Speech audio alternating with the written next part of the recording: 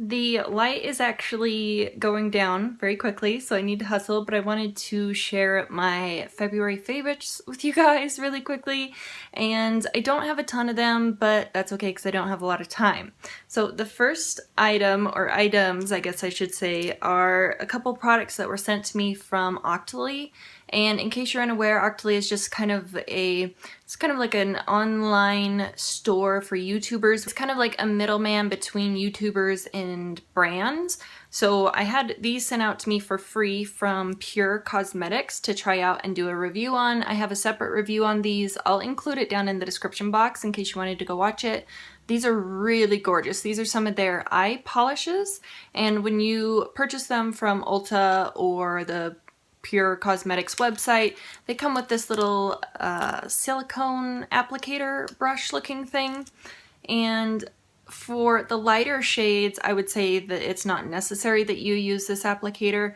So like this one in satin, I would just say use your fingertips with it, and it applies to the lid really nice. You can wear this down as cream shadow all on its own. You can put dry eyeshadows over the top of it, or you can actually dab some of these over dry eyeshadows and kind of have these as your last step. They're pretty cool. This one's in Caviar, and this one's probably my favorite. I had like a dark smoky eye with this, and when you blend out this one, you kind of have the black base kind of smudge up into your crease and everything. So here on the back of my hand, this one here is satin, and this one is Caviar, and I applied Caviar with the little silicone applicator. I applied satin with my fingertip, and they almost have two different finishes to them. Caviar has like a shiny, sparkly, glittery finish, and satin has kind of like a metallic satin finish. There's no actual shimmer particles in satin. It's just kind of like a, you know, like a metallic finish. I like this one at the inner corner of the eye. I have a little bit on my finger. I'll add a little in there. So I like this one for like the inner corner of the eye, all over the lid kind of shade.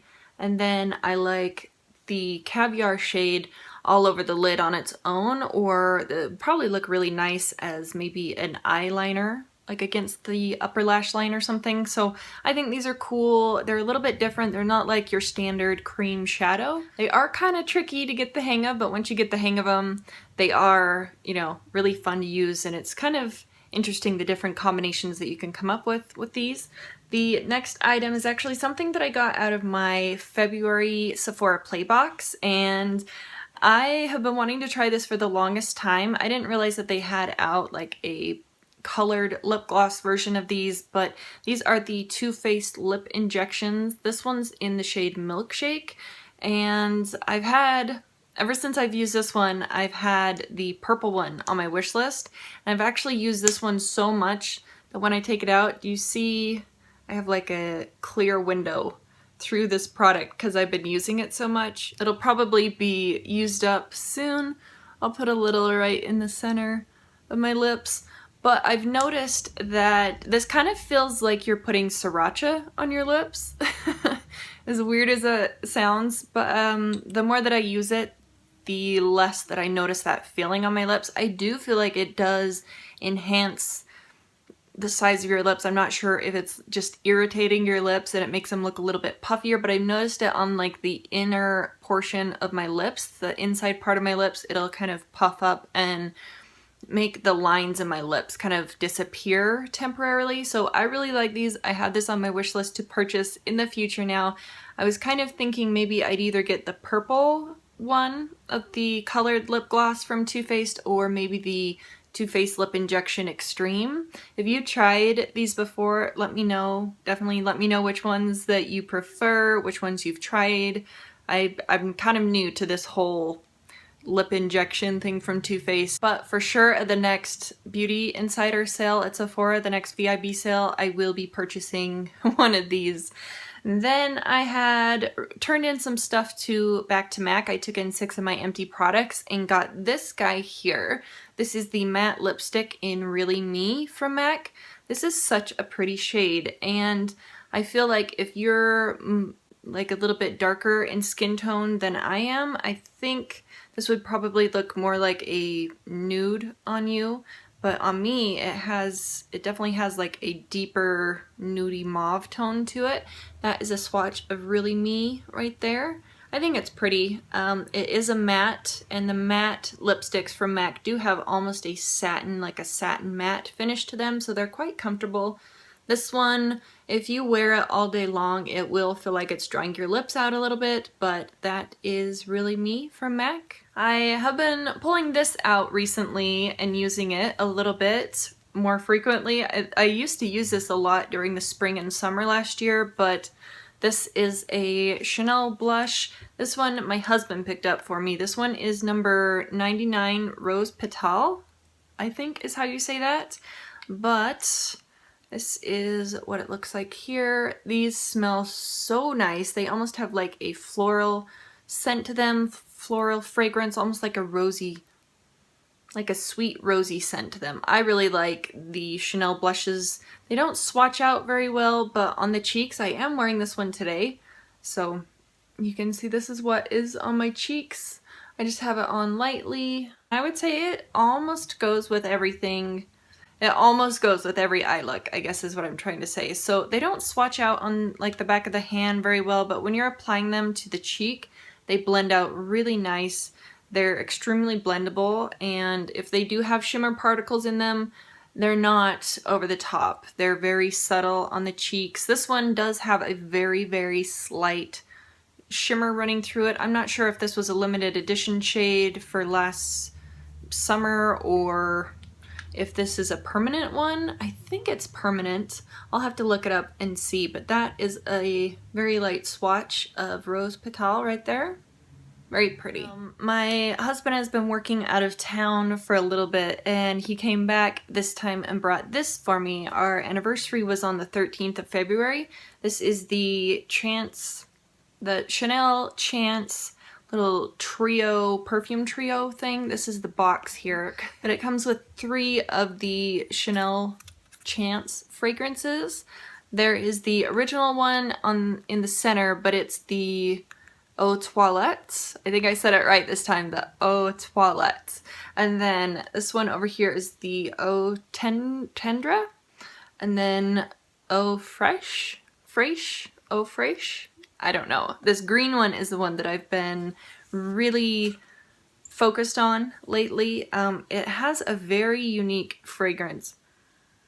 It's very fresh, but it is just slightly sweet at the same time. I really like it. This one kind of reminds me of kind of the same fragrance profile.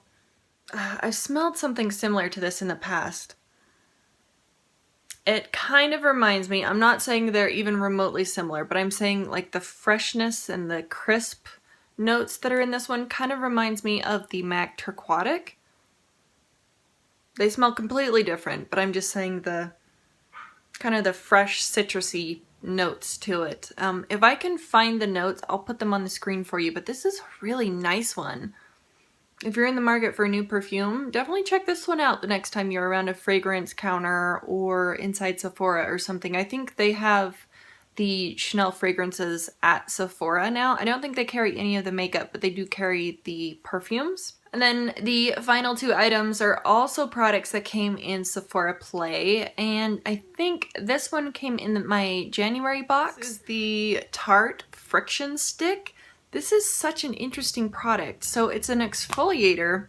It's in stick form. I would be really interested to see what this would be like. It looks kind of gunky because it's in my shower. I use it in the shower, so it has little water droplets on the top, but it's a black kind of cleanser, I guess I would call it, a black substance, but it has the little gritty particles in it, so you just kind of smear it around on your face, and then you can go back through with your fingertips and kind of swirl those particles around, kind of buff them into your skin and buff off any, you know, dead skin or patches that you have. I really like this, and I'm very particular about my exfoliators. I really like to have a balance between the product that the exfoliating beads are in and the actual exfoliating beads. Like the ratio has to be right on for me, and it has to actually do something and actually buff off any dead skin. It has to be really micro fine, but I have dry skin, so maybe my particulars on an exfoliator are different than yours, but I don't like a gentle exfoliation. Depending on how much of this product that you apply, and also the pressure that you apply on your face after it's on your face when you're rubbing it around, can change whether you're having a really like a gentle exfoliation or whether you're giving yourself a more extreme exfoliation on your face, if that makes sense. Like if you want more exfoliation, you just add a little bit extra of this and push a little bit harder than you were. I think this is a really cool product. It's very gentle and very fine, but it does a really nice job. I don't feel like it dries my skin out. I think this is a really fun product, and it's definitely going onto my wish list to purchase in the full size at a later time. So I have a ton of exfoliators to go through before I need to go out and purchase something, but this one is a really nice one. I really have been enjoying that one. And then the last item is the Origins Ginseng Refreshing Eye Cream. This one, again, was also a product in my February Sephora play.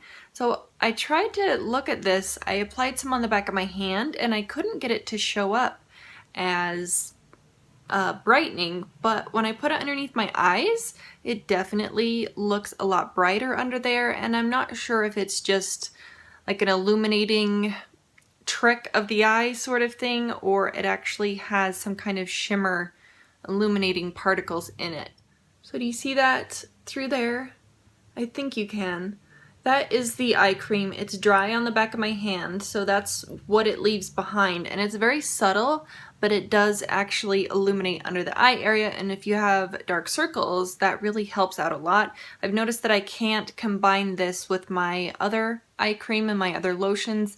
I really have to use this just on its own. And sometimes it's a little bit tricky because this isn't necessarily as hydrating as an under eye cream as I would hope for, but it brightens. So I'm still trying to get the technique down where I can combine this with some of my more moisturizing products, but just on its own, if I'm not wearing any makeup for the day, I'll reach for this one, and it definitely illuminates the under eye area and makes it look a lot brighter up underneath my eyes. So anyway, that's everything. Those are all the things that I wanted to touch on a little bit for the month of February. Thank you guys so much for watching, and I will see you in the next one. Bye.